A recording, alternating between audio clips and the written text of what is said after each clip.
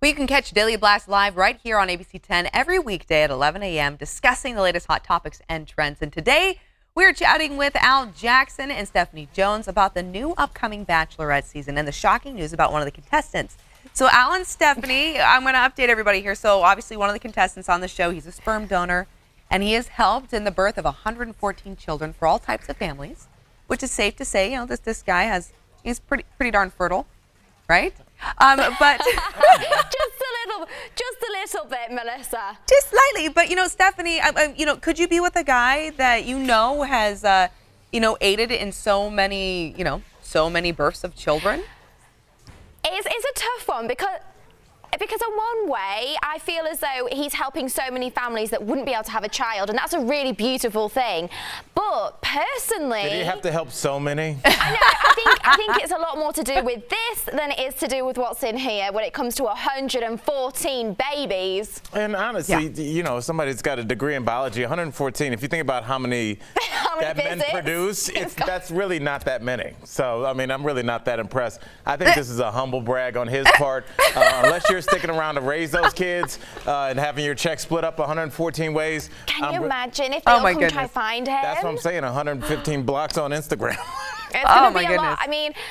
I appreciate the sentiment of him helping people, but if that was my partner, I think with that amount of potential children, that would be a lot for me to deal with. I might be a bit jealous. And I would also think, unless they were really widespread, that you would have to worry about, possibly these people meeting and interacting unknowingly with their half-brother and half-sister. Yeah. If there are that many people and it's kind of in a community that's even a large city, that you would have to think they'd all be coming of age around the same time.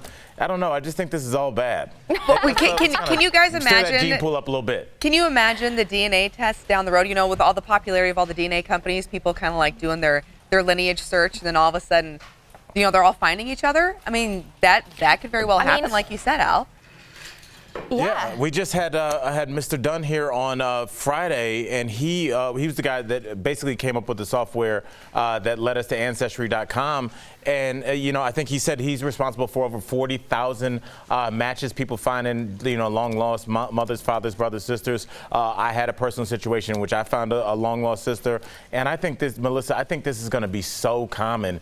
And it is going to be, it's great when you find your brother that was estranged or something like that. But just imagine, Mellisa, if you're with the man or the woman that you love, and then you realize that you're related. It's going to happen. Statistically, it's going to happen. No way. Okay, and obviously this Bachelor contestant is kind of contributing to that potential increasing in the future, right? 114 kids? Exactly. 114 people. Come on. That's a lot. If I met someone and, they'd helped a couple of families, I'd think, that's really, really sweet. You've really helped people. But 114, come on. That just sounds like somebody who wants student loans. Exactly. Okay, there you go. I think he's paying his way through college and other means. That was going to be my next, my next point, too. A humble brag, Al says. But maybe he is just trying to find a way to fund his education. Because like you had also mentioned, he's got a pretty impressive career.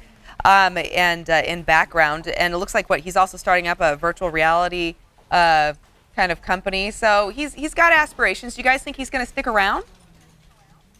Oh, that's tough. When you're up amongst quite a few fellas that need to impress the Bachelorette, would he be high on my list? No, I think I'd be kicking him out sooner rather than later. Can I ask you guys a real question? I've always wanted to ask people who watch it. Aren't the male contestants, embarrassing? What do you mean? I don't know. I don't like guys that are so perfect on paper, he's got the six-pack abs and he's a doctor. It's do you guys really think that's going to be a fun guy? I've got a six-pack, I'm making business, and I've got 114 That's why, kids. Look at Colton. Perfect. Colton was perfect on paper, and he's a cornball. You guys, women really don't like guys like that. You don't. What? Yeah, we do. On paper, he looks good. Are you telling me Colton was a cornball? Was he a cornball? I think nice guys don't always finish last, Al. Yeah, was he a cornball? Okay. I have to point something out here real quick, Al. There are gentlemen here in our studio that are listening to your response, and I'm getting a lot of this. And a lot of head nods and a lot of agreeing. I'm telling you, nobody likes perfect people. Imperfect people that are fun and interesting with their flaws and all that. That's what make us interesting and likable, right? Nice men and nice boys. So I think that's weird. I'm going to stick up for them. If you have a six-pack and you're over 35, that's weird. Al, thank you so much. You can't make this Stephanie, stuff thank up, can you, Melissa? Seriously. I heard the applause and laughter in the background too in your studio as well, you guys. Okay, thank you guys so much. Always great to catch up with you, and everyone at home. Make sure you keep it tuned here too to ABC 10, 11 o'clock weekdays to get more of Daily Blast Live. Thank you guys so much. This interview involves commercial content. The products and services featured appear as paid advertising.